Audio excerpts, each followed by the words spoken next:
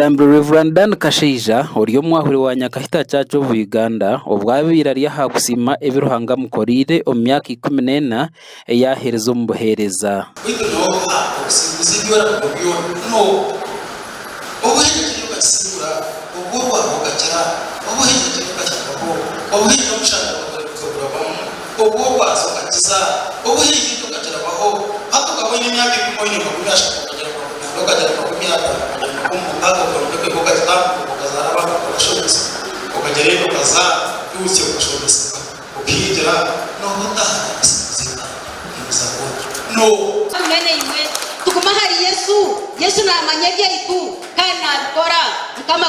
Reverend Dan agarukire yashoborera ekimugemesereze kusima ari kugira ngo ruhanga rinzire obushwere bwe kandi yabahana ruzaro kandi yamureka no mukwikiriza ruhanga tkorire kuru uyu ngazwanyu umurugendo rwo guhereza twasaba imyaka 14 kandi urugendo rwanje rwo gushwere twasaba imyaka 20 ino ruhanga tkorire kuru irizoba twatutwire mu turita amatungo gaitu tugasinse ruhanga ahaburugendo bugeze no umagara geka yitu no kuzara abana kandi no burugendo rwo guhereza ruhanga tkorire kuru nsima ruhanga ahabwe burungi yatkorere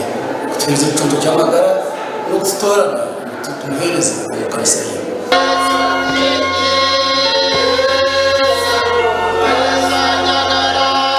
ukwikiza kuri yaba kana kabezo mugisha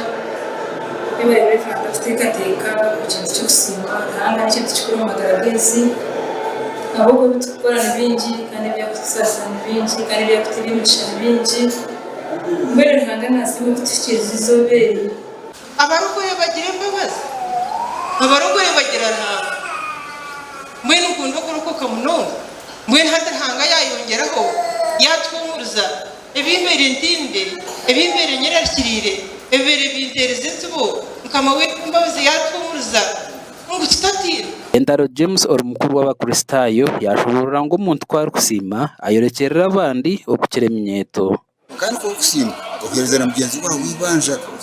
abakora yagiye ibanje yo kugira ngo siko abantu tushimira kusima utasima ntanga kanihana hatu kumanya gumanya ntanga niki nita musimire utamugire abantu abandi na munongo y'imyeto yito ube kunda ntanga nehirra umugambo y'abantu y'abantu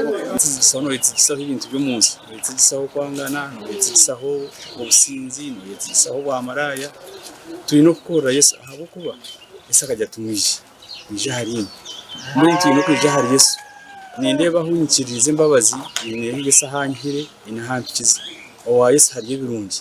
owa Yesu nozo wa Yesu gumuri n'ubusingi ogumuri n'ubwenge omukoro gwo kusimogu gubira hakanisa ya Nyakahita kandi aha mukorogu barundinde sente zikurenga miliyoni 10 zo gukora umurimo gwa ruhanga okuburira engiri hamwe no kombeka Nyakahita ndi Job Kato aba Sky TV ya Genshonga.